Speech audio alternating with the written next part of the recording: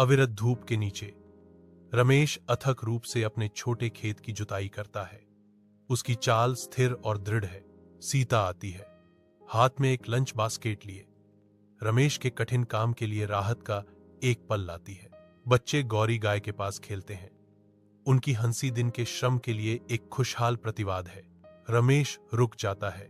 उसकी निगाह गौरी को देखते हुए नरम पड़ जाती है।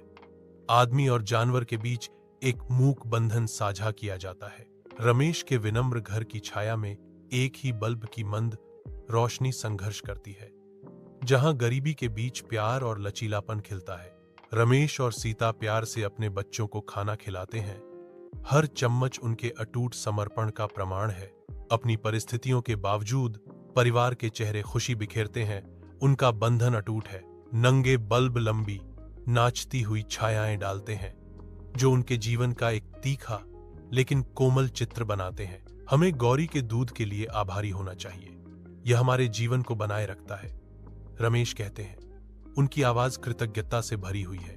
रात की शांति में उनकी साझा कृतज्ञता आशा और प्रेम का एक ऐसा ताना बाना बुनती है जो उनकी गरीब परिवेश को चुनौती देता है।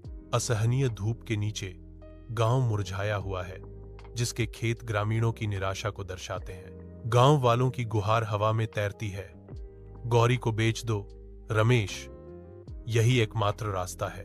रमेश का दिल नामुमकिन चुनाव के खिलाफ सख्त हो जाता है। कभी नहीं। सीता की आवाज बुलंद होती है। भूखमरी के बीच प्यार का इजहार, हम भूखे मरना पसंद करेंगे। रमेश और सीता गौरी को एक हताश आलिंगन में खींचते हैं। एक मूक प्रतिज्ञा उनके प्रचंड प्रेम की गूंज है।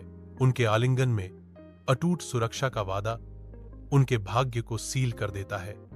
एक बंधन जो निराशा से अटूट है।